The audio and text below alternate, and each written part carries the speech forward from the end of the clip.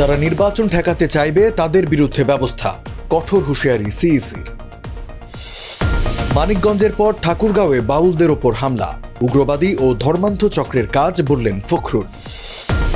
বিশ্বের জনবহুল নগরীর তালিকায় 2 নম্বরে ঢাকা, জনসংখ্যা বেড়েছে প্রায় 2 কোটি, জাতিসংঘের প্রতিবেদন। দেশে নজিরবিহীনভাবে বেড়েছে খেলাপি ঋণ, 6 মাসে বেড়েছে 2.25 লাখ কোটি।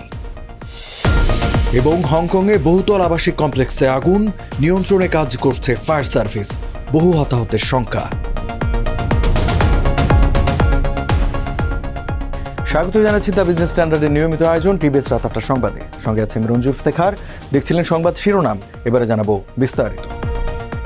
আসন্ন ত্রয়োদশ জাতীয় সংসদ নির্বাচন সুষ্ঠুভাবে করতে নির্বাচন কমিশন সব ধরনের ব্যবস্থা নেবে বলে জানিয়েছেন প্রধান নির্বাচন কমিশনার এএমএম নাসির উদ্দিন। তিনি বলেন, যারা নির্বাচন প্রতিহত করার ঘোষণা দিচ্ছে তাদের বিষয়সহ সব ধরনের ব্যবস্থা নেওয়া হবে। আজ বুধবার ঢাকার পিলখানায় বিজিবি সদর দপ্তরে বিজিবির নির্বাচনী প্রশিক্ষণ ও মহড়া পরিদর্শন শেষে সাংবাদিকদের একথা বলেন প্রধান নির্বাচন কমিশনার। সুষ্ঠু নির্বাচন আয়োজনে সবার সহযোগিতা চেয়ে সিইসি বলেন, আমরা আমাদের সকল আইন শৃঙ্খলা রক্ষাকারী বাহিনী, সাংবাদিক ও আমাদের প্রায় 13 কোটি ভোটার মিলে আমাদের জাতিকে যে ওয়াদা দিয়েছি সুষ্ঠু, সুন্দর, নিরপেক্ষ নির্বাচনের, সেটি আমরা অর্জন করতে পারব।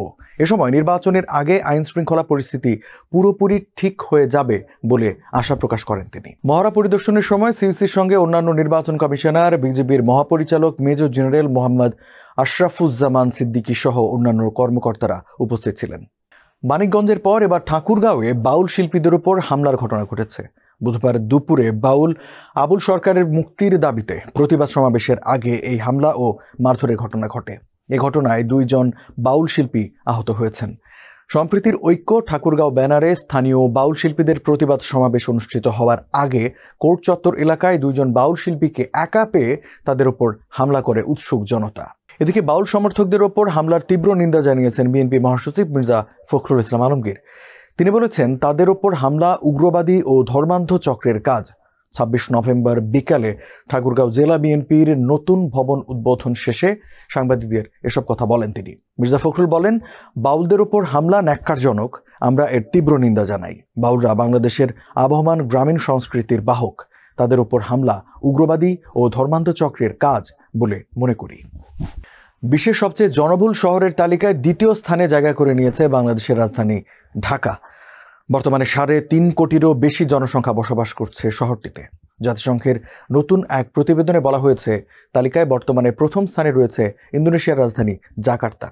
আর যে গতিতে জনসংখ্যা বাড়ছে তাতে 2050 সাল নাগাদ ঢাকাই হবে বিশ্বের সবচেয়ে জনবহুল শহর।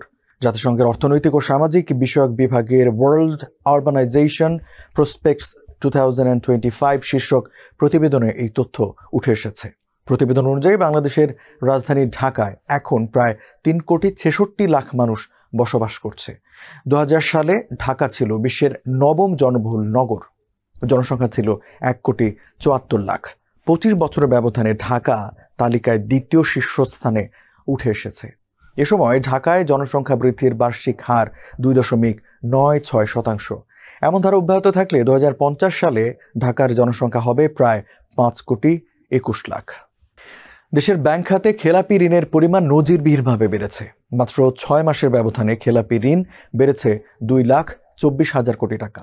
ফলে চলতি বছরের সেপ্টেম্বরের প্রান্তিক শেষে ব্যাংক খাতে মোট খেলাপি ঋণের পরিমাণ দাঁড়িয়েছে 6,44,000 কোটি টাকা।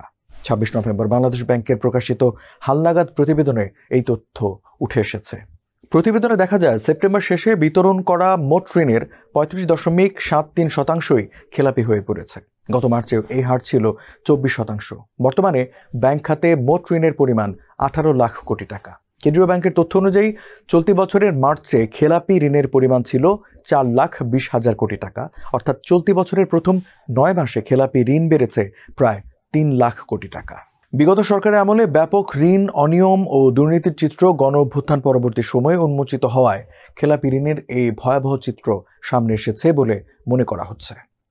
হংকংয়ে 31 তলা একটি আবাসিক কমপ্লেক্সের একাধিক ভবনে ভয়াবহ অগ্নিকাণ্ডের ঘটনা ঘটেছে। এতে অন্তত 4 জন নিহত এবং 3 জন আহত হয়েছেন। আহত ব্যক্তিদের মধ্যে 2 জনের অবস্থা গুরুতর। বুধবার স্থানীয় সময় বেলা 2:51 স্থানীয় ফায়ার সার্ভিস আগুন লাগার খবর পায়। আবাসিক কমপ্লেক্সটি হংকংয়ের উত্তরাঞ্চলের তাইপো এলাকায় অবস্থিত।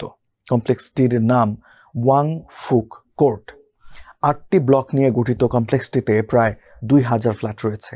খবর পেয়ে ফায়ার সার্ভিসের কর্মীরা দ্রুত ঘটনাস্থলে গিয়ে আগুন নেভানোর কাজ শুরু করেন এবং ভেতরে আটকে পড়া বাসিন্দাদের উদ্ধারের চেষ্টা করেন।